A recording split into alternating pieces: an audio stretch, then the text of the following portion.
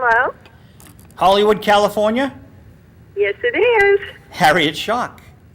Hi, Joe. How are you? I'm fine.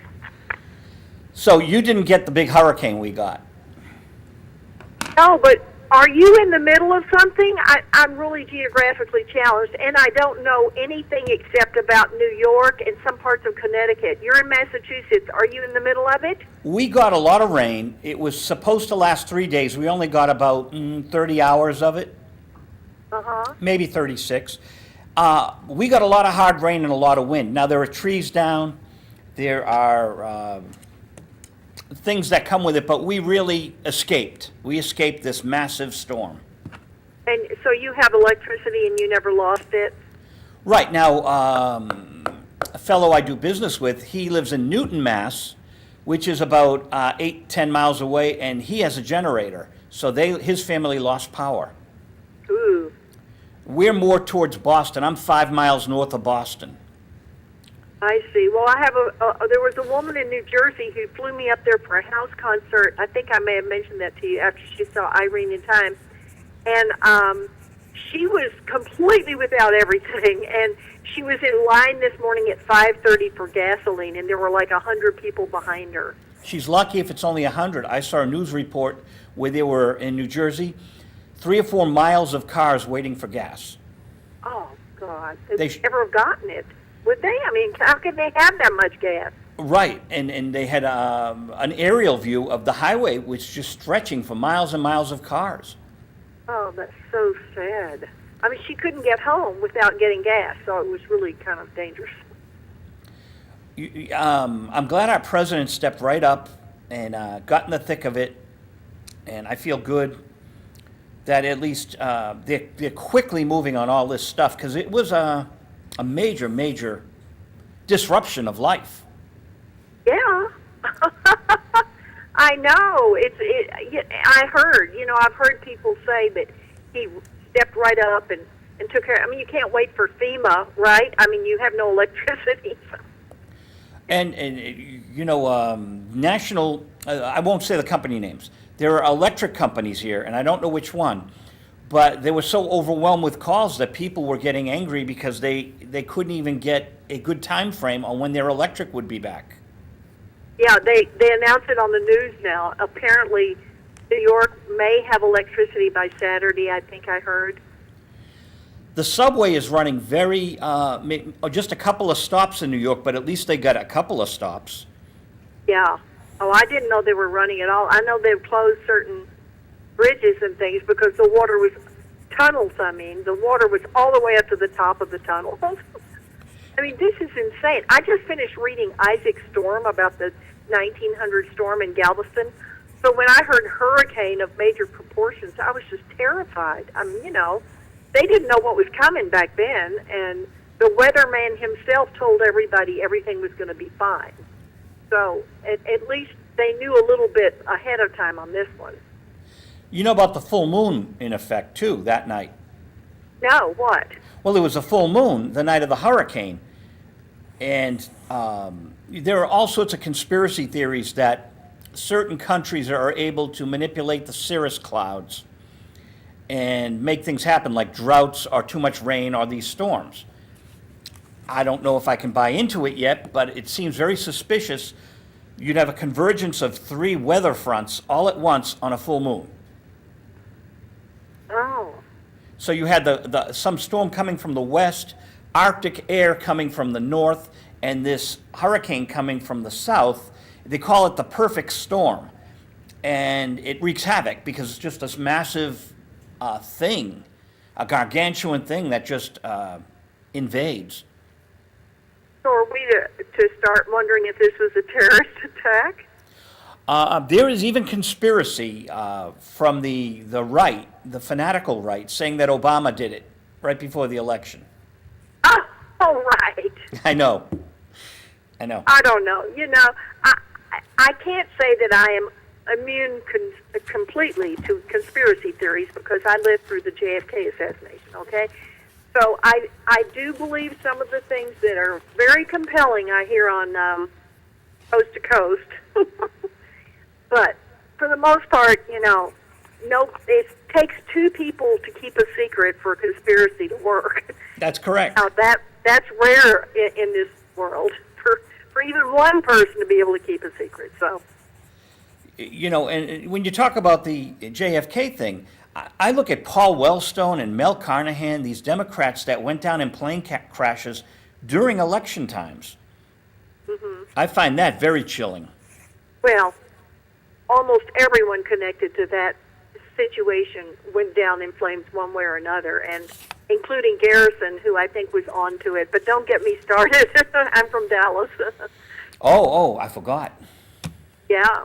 So there you go. I was 9 years old Sure, at the we time. talking. No, it was, you know, the Kennedy thing, the world would be different had Kennedy lived. Yeah, that's for sure. And the world would be different had Al Gore taken the presidency he earned. But now I'm going on to other topics, you know. Okay. How are you, Harriet? What are you doing musically right at the moment?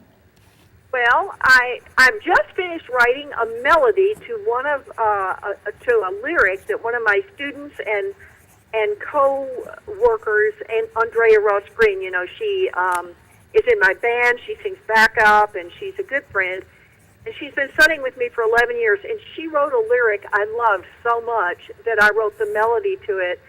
It's called "Thank You for Your Service," and it's for veterans and servicemen all everywhere. I mean, no matter what war you were in, no matter what you did, if it's present, past, or whatever, because she had some servicemen in her family, and she didn't really, want to talk about it, especially because, like most of us who are against war to begin with, she knew it was a dirty job, but someone had to do it. But she started interviewing servicemen, and they're all against war too.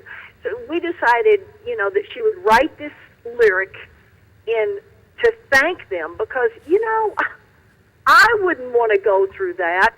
And anyway, so she wrote this wonderful lyric, and I said I wanted to write the melody, and so a lot is happening with it already. But I can't really talk about what, but I feel good that we acknowledge these people for what they've done.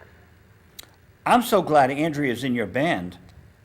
Oh yeah, she's been in my band for a long time. She sang on my most recent CD, and whenever I perform in public, there she is. And so now we can each sing it. She sings it when it's her show. I sing it when it's mine. And you're absolutely right. The veterans don't get enough, not only props, but enough attention. And again, I think our current president, Barack Obama, I hope he continues being our president. I think he cares about veterans. Yeah, well, I think both of them care about veterans. I mean, how can you not like veterans? But the problem is the laws after they get home, don't take care of them enough. And if you really want my viewpoint, I read an article recently that there were two soldiers who were getting 54 psychiatric medications at one time. I mean, it's no wonder they're killing themselves more than ever. They're all being medicated. We shouldn't get started on this, because I feel very, very strongly against it. Medication across the board, there's too much of it. Yeah. I'll go off on a little tangent. When I watch the cable news programs, I'm inundated with commercials. Ads? Pharmaceutical ads? Oh, it's, I know you're into homeopathy, is that it? Well, my father was a dermatologist, and he was an actual doctor of medicine. And it's not that I think, you shouldn't have those by a long shot. But in particular, the psychiatric profession that is being sent, their sons are being sent to college by the pharmaceutical companies, this and that.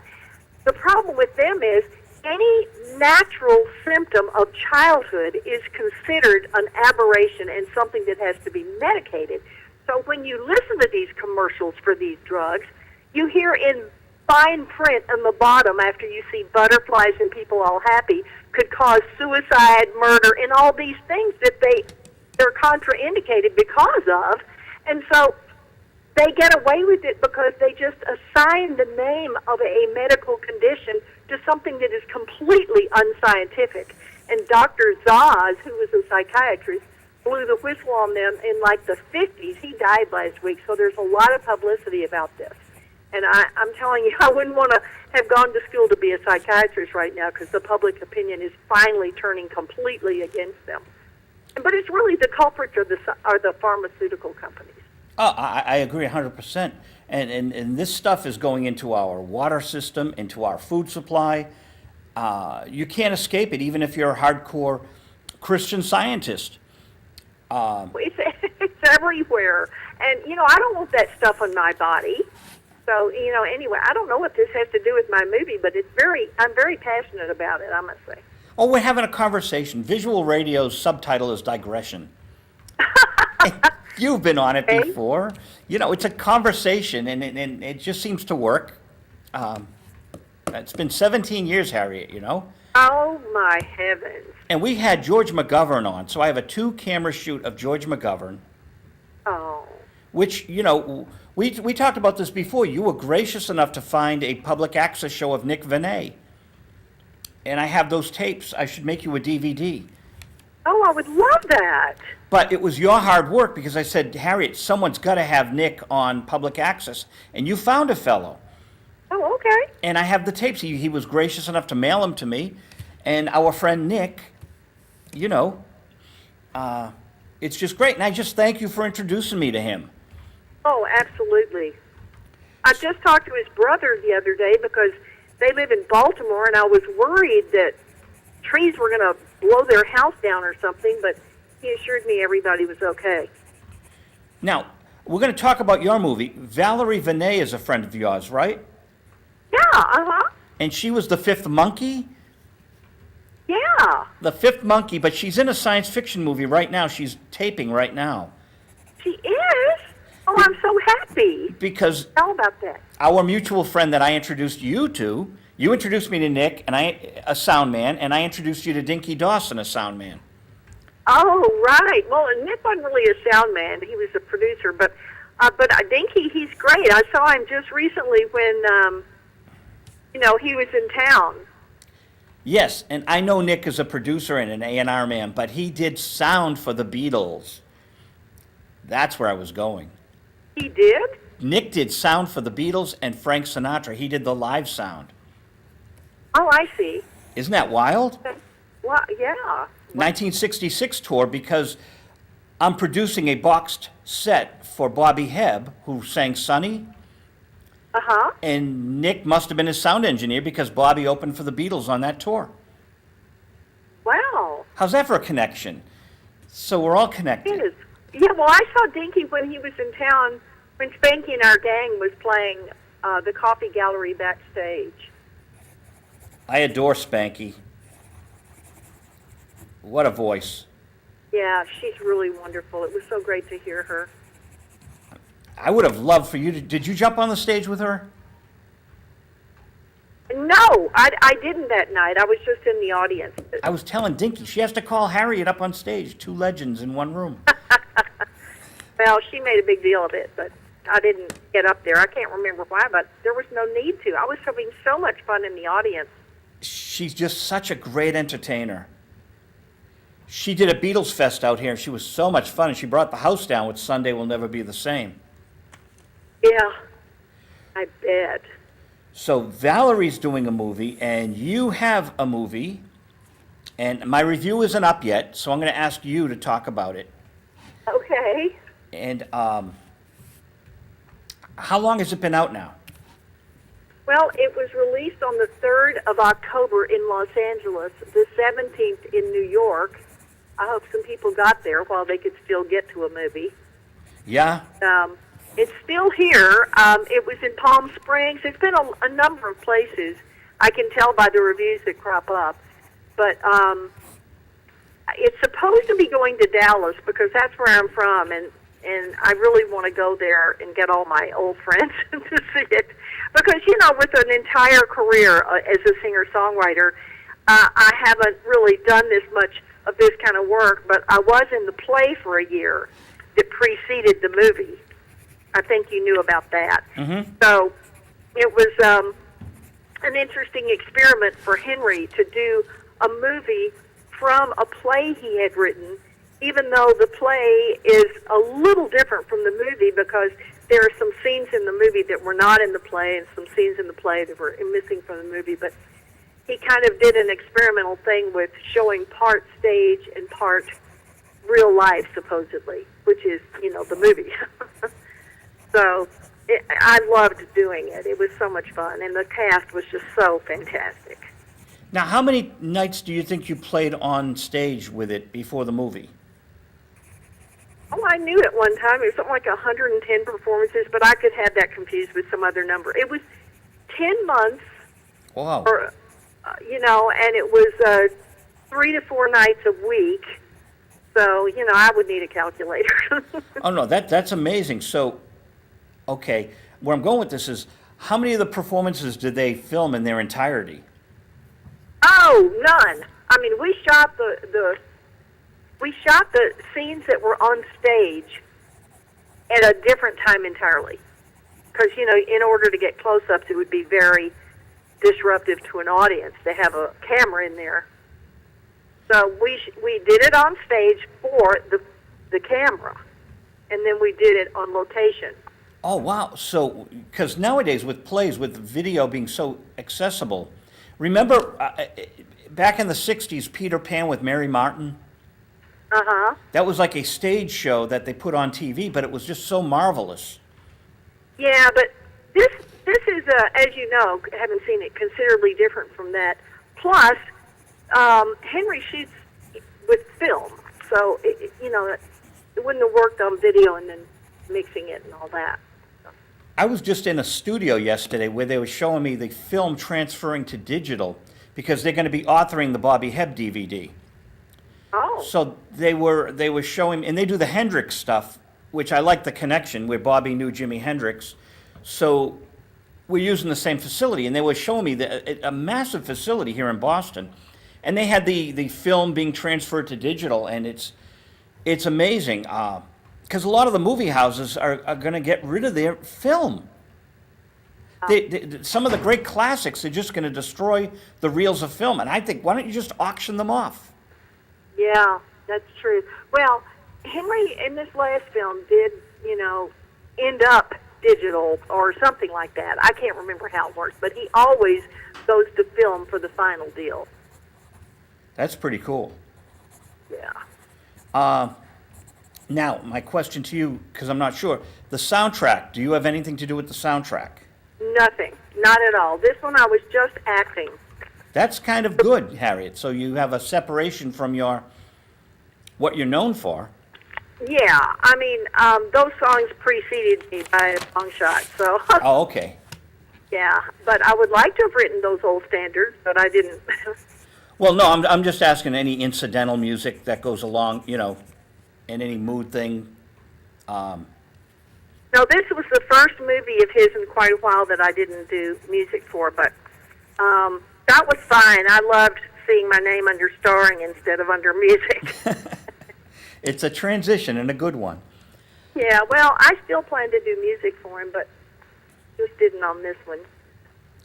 I'm going to get back to the movie in a second, but I'd like to ask, because I kind of know the story, the demo that got the deal for the love theme to Berry Gordy's Last Dragon. Oh, boy, that was a story. Yeah, I was signed to Joe Bad. It was actually Stone Diamond because that was the ASCAP company. With Misha Siegel, who wrote the music for that beautiful thing. And we were told by someone at the company that there was supposed to be a love song, and we wrote it, and she wasn't thrilled with the lyric, but I knew that she liked analogies, so I wrote another lyric called First Time on a Ferris Wheel, and we took it to Mr. Gordy in the middle of the night, as I recall.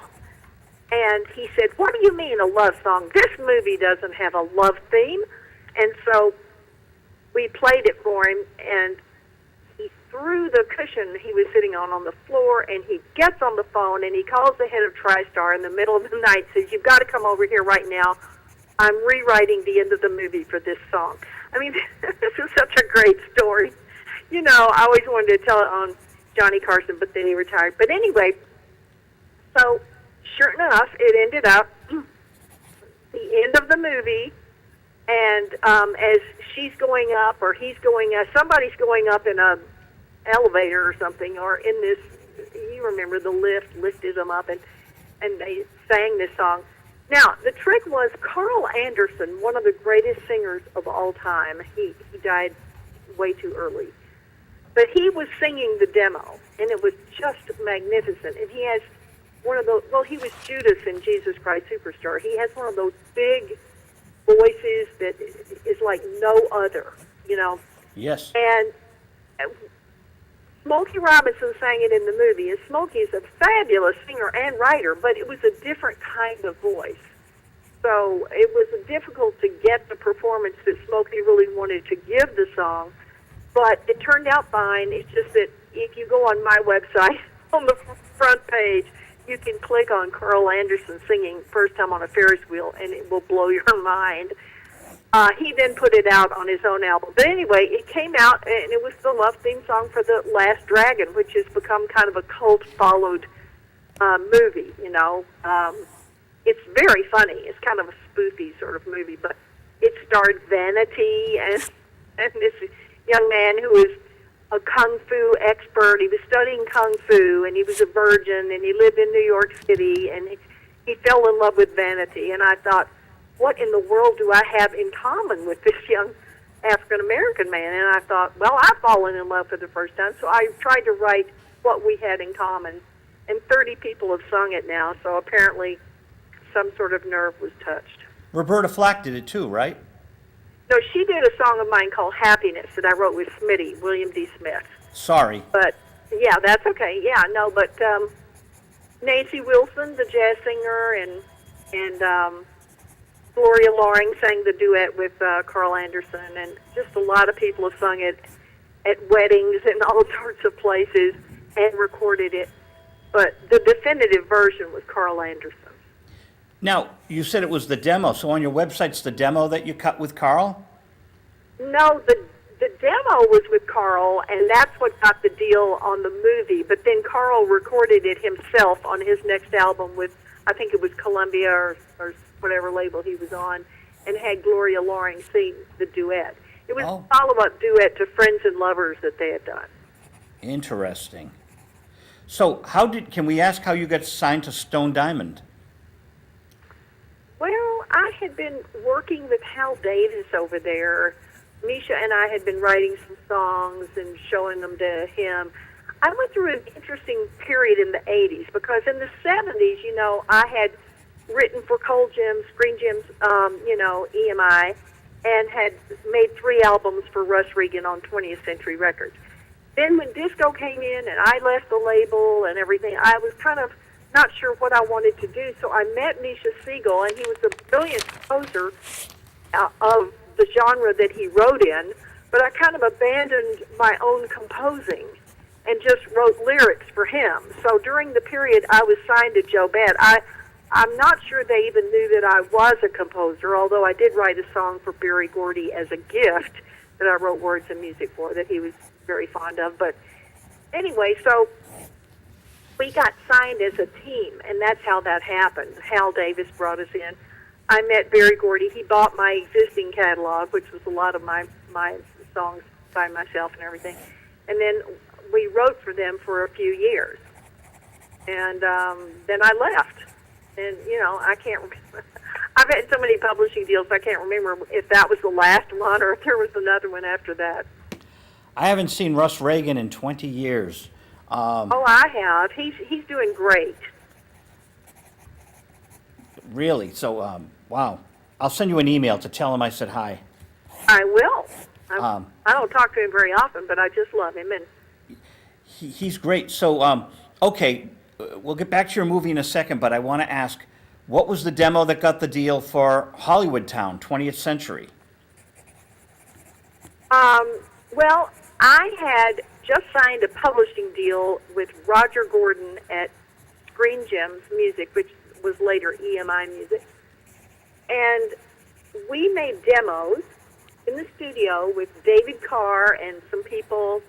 We just, you know, we were making demos. We didn't know. And he was the publisher, so he was in the studio too. So we took him to 20th, and Russ Regan wanted to sign me, and he said, "Who produced the demos?"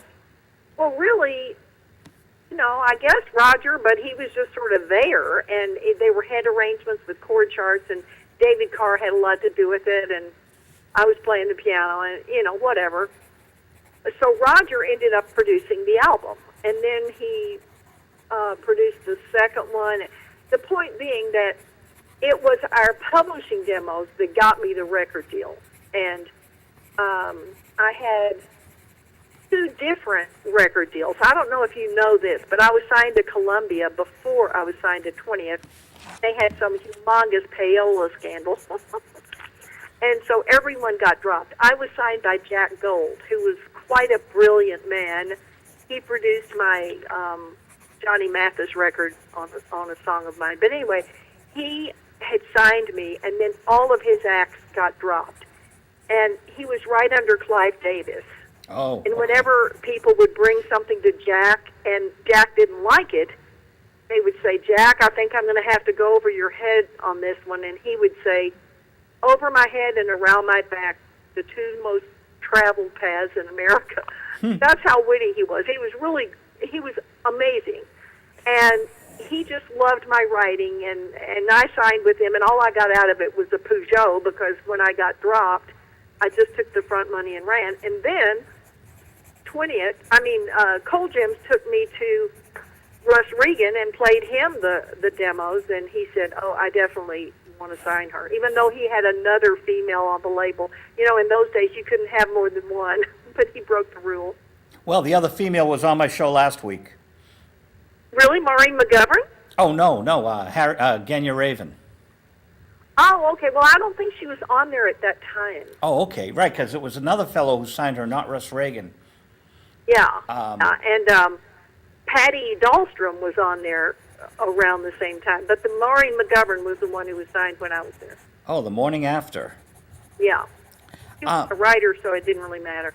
Okay, so now as a Harriet Schock fan, I want to know, was there music recorded at Columbia? Or maybe she was a writer, now that I think about it. Anyway, she didn't write that, though. No, I didn't record anything for Columbia. Oh. Signed me, gave me some front money, and let me go. Again, history might have been different. They were so eager to promote artists. Yeah, I know. It was a sad situation with 20th, because Russ Regan was such a real music man. He was like, you could tell that the guy really knew. The problem was distribution. I would get fan letters when I did television shows. "We can't find your records in the stores." And Rolling Stone said if Patty Hearst had wanted not to be found, she should have been on 20th Century Records. Ooh. Yeah, that's evil. But And he created a great double record set with Helen Reddy on it, all this in World War II, the soundtrack. oh, that's right. I know he did. And I gave it a great review on AMG. Oh, good. But like many of my AMG reviews, well, not many, but some, if a CD comes out, like one of the editors rewrote the review. I still have mine. I should send it to you. But then they rewrite them, so some of them get lost in the translation, if you will. Oh, well, why do they rewrite them? Because a CD comes out and they want to review the CD version, and there's really no need to, but maybe they just love the record. And it's funny because some of my reviews just disappear. Oh, that's unfortunate, yeah. My Batman 1943 serial disappeared, and I'm a little upset, but I've got the text. Because I was writing film reviews for them, too. Macrovision bought them for $82 million, and everything changed. Oh. But I had a lot of fun writing, 5,000 essays I wrote for them. Yeah, that's a lot of work in 9 years. Yeah. It's about 5,000 articles. Good heavens, Joe. You didn't know that, did you? I didn't know the number. It's staggering, if you think about it. It really is. But all this in World War II was a lot of fun. Helen did The Fool on the Hill. Leo Sayer did, I don't know, maybe I Am the Walrus. The Bee Gees are on it. A spectacular record, even if the movie didn't do well. It should have been huge. What did Helen Reddy do? I think she did The Fool on the Hill. Oh, okay. It's just this great stuff was coming out on 20th Century. Was And it called All This in World War II? yeah, the soundtrack too. You could actually, if you've got Netflix or something, probably watch the movie. It was a soundtrack to a film, All This in World War II. I gotcha. And Russ Reagan was the music director, I believe, if memory serves me. So Definitely was. I know he did that. yeah, he's a great man, and those are great records. And I'm so happy you're a movie star now. Yeah. Why not? Well, you can make more movies now. Oh, I would love that. Somebody saw just a preview of the movie, which I closed, with a line, and she said, "You should be the aunt or the sister next door in a sitcom." And I said, "Well, I would love that." TV is, who said it? One of the big actors. Michelle Pfeiffer was on last night. And she said, TV it has so much credibility now for movie stars. Yeah, it's really true. And the whole medium is changing so quickly because everything will shift to the internet at some point. Mm-hmm. The world as we know it is going to shift in a dramatic fashion. Will we watch the internet on our TV? I don't know. Yeah, no, I know. What is that little box, the Rojo or something that you can hook up so that you can get all of your Hulu Plus and everything onto your television? Everyone and his brother will be a star. Yeah. Singing Ain't No Way to Treat a Lady and Sunny.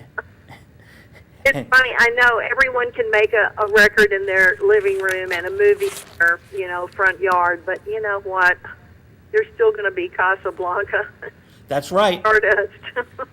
And the Birds and great films. Now, do you find a lot of people covering you on the internet? Do you find YouTube's popping up from people you never heard of? Yeah. There's some really strange versions of my songs. I consider it flattering. You should. And then also people make videos of my songs, which I really like because they use my records and they just put their own pictures, and it's quite beautiful. I mean, I love that.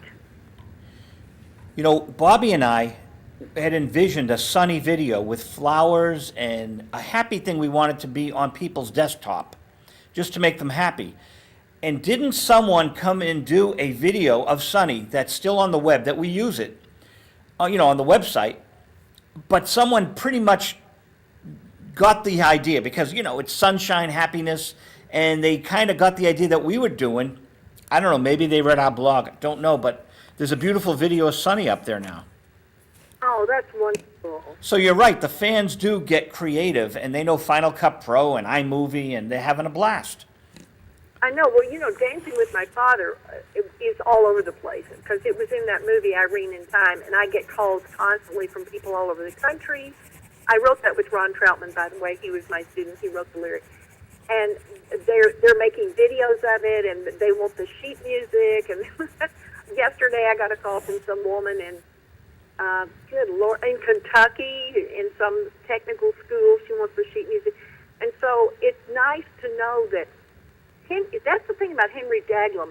He may not be mainstream, although he's made 18 films, thank you very much, but when he goes to, when Netflix gets a hold of it, it goes everywhere. And his movies have been seen. Now, I know Irene in Time has been seen by almost every state because I have gotten inquiries from everyone and people doing their own videos. And an interesting thing that happened was a man made a video who's connected to this group that educates single fathers, absentee fathers, trying to get them back to actually participating and stepping up to the plate with their own children. And they used that video that they made, which is beautiful, of Dancing with My Father with this little child and her father and everything, to try to pull at the heartstrings of these absentee fathers. And I was very proud that I was part of that. Oh, you should be. Harriet, you do tremendous work. I can't wait for you to come to Boston. We have to put some kind of mega concert together and have you perform. Or even just a house concert. I love those because they're so intimate, and I get to meet everyone. But yeah, anything you want to do, I would love to be up there. I would love to see you here. You know, Genya Raven will be touring here in February, March, and I haven't seen her in years. It'll be awesome. I love my ladies of 20th century. Yes, well, give her my best. I'm so glad to hear she's going to be touring up there. I've got to send you her record. She told me to send it to you. I've got to get it to you. I'll mail it out hopefully by Saturday. Well, I just got a package today from you with a whole bunch of stuff, but hers isn't in there? No, I wanted to get you something, so I popped that stuff in the mail. Okay, well, good. All right. But, yeah, I got to stay in better touch with everyone, so I find the U.S. mail is kind of fun. I know. I hate to think of those postmen up there right now, but, you know, it says nothing holds them back, but I hope they're not trying to get in that tunnel that's all the way up water. I expected you to get that package on Monday. I mailed it Saturday night, and they're usually pretty good. But today is Thursday, so, well, okay, 5 days. Yeah. No, that's okay. But isn't that more fun than email? Oh, a package. I know. It's so exciting. It's like when you're at camp and you get a letter from home. Yeah, there you go. So, you know, I try to do that. I try to stay with the U.S. Postal Service. That's right. Support them. Let's support them all we can. They're already eliminating Saturdays in some neighborhoods. Well, we'll help them because make me Postmaster General. We'll have a lot of fun with the Postal Service. Yeah. Free Harriet Shock CDs to every postal customer. I like the way you think, Joe. Harriet, I want to talk more about the movie. I'll get the review up, and then maybe we can chat again. Well, that would be wonderful. Because now we have a film critic that I talked to in Texas about our movies that we're playing tomorrow night. We play public domain movies here. Oh, okay. Which is a big staple on public access, the free movies that you can play. And, you know, we've had big movies with John Wayne and great actors and actresses that you'd never think were in public domain. Oh. So it's a whole other counterculture thing we do. Yeah, I think that's wonderful, Joe. I love old movies anyway, so if I were up there, I'd be watching them with you, so. Well, I'm going to stay in better touch. Harriet, congratulations on the movie. I'm so thrilled I have a copy. Oh, me too. I'm so glad to talk to you, Joe. It's always so much fun and so easy. So call me back, or we'll set up another little chat after you've put the review up. I'd love it. Thank you, Harriet. Take care. Okay. Good night. Bye. The great, legendary Harriet Schock. She's just a dear friend and a wonderful songwriter. She's just one of my heroes, and I met her in '91. I had to go out to L.A. and meet Harriet Schock, and I'm so glad I did, and now we're friends. I can't believe it, because she's one of my favorite songwriters. To become friends with your heroes is just amazing.